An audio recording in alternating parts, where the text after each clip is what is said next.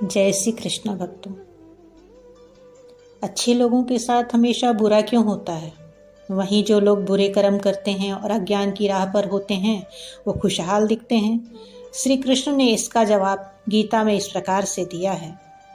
आपने महसूस किया होगा कि जो लोग अच्छे कर्म करते हैं वे परेशान रहते हैं और वहीं जो बुरे कर्म करते हैं वो खुशी से रह रहे होते हैं। अच्छे कर्म करने वाले परेशान होते हैं कि आखिर उन्हें इतनी परीक्षा क्यों देनी पड़ रही है, जबकि जो अधर्म की राह में हैं वो खुश हैं और ज़िंदगी का लुत्फ़ उठा रहे हैं। अगर आपके मन में भी ये सवाल आया है तो आज हम आपको इन सब का जवाब देंगे। ये जवाब वो हैं जो भगवत गीता में लिखा है और श्री कृष्ण ने अर्जुन को दिया था।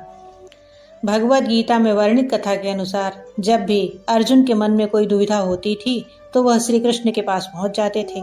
एक बार की बात है, अर्जुन भगवान श्री कृष्ण के समीप आकर बोले कि वह दुविधा में है और इसका जवाब वो श्री कृष्ण से चाहते हैं। श्री कृष्ण ने पूछा कि क्या सवाल है?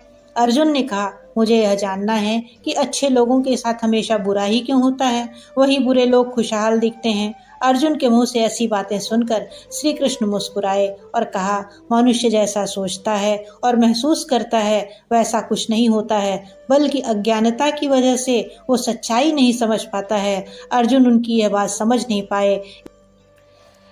इसके बाद श्री कृष्ण ने क्या कहा वह जानते हैं आप?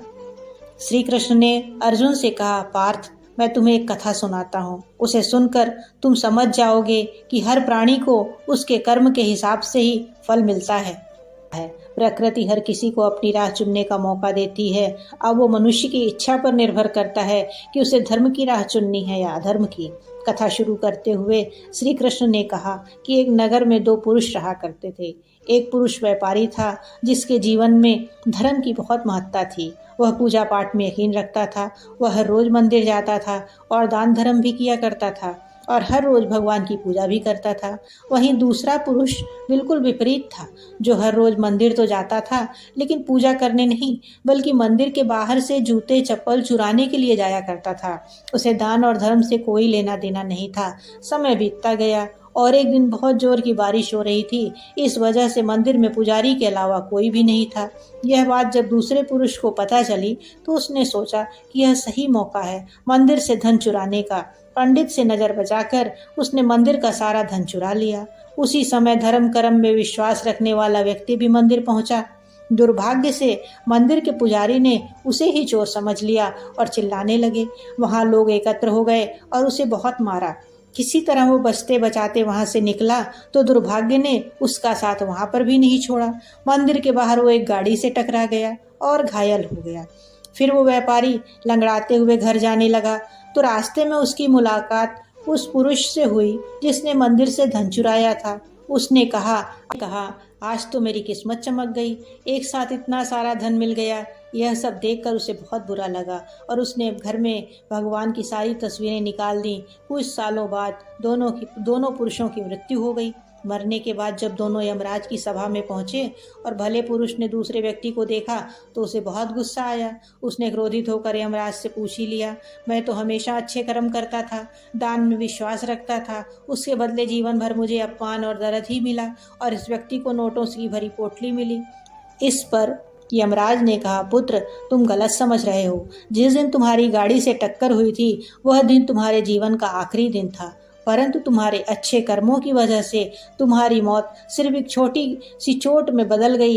तुम इस दुष्ट व्यक्ति के बारे में जानना चाहते हो? दरअसल इसके भाग्य में राजयोग था, मगर इसके गलत कामों की वजह से, कुकर्मों की वजह से और अधर्म की वजह से यह सिर्फ छोटी सी धन की पोटली में बदल गया। कथा सुनाने के बाद श्री कृष्ण ने अर्जुन से कहा कि पार्थ, क्या अब भी तुम्हारे मन में सवाल वही है या बदल गया है? ऐसा सोचना कि भगवान तुम्हारे कर्मों को नज़रअंदाज कर रहे हैं यह बिल्कुल भी सत्य नहीं है। भगवान हमें कब क्या किस रूप में दे रहा है मनुष्य को समझ में नहीं आता है, मगर आप अच्छे कर्म करते रहें तो भगवान की कृपा हमेशा आप पर बनी रहती है। इसलिए अपने अच्छे कर्मों को बदलना नहीं चाहिए, क्योंकि उसका फल हमें इसी जीवन में मिलता है। इसलिए मनुष्य का फर्ज है कि वो हमेशा अच्छे कर्म करते रहें, क्योंकि श्री कृष्ण ने गीता में भी बताया है कि किसी के द्वारा किया गया कर्म बेकार नहीं जाता। चाहे वो अच्छा हो या बुरा। जय श्री कृष्ण।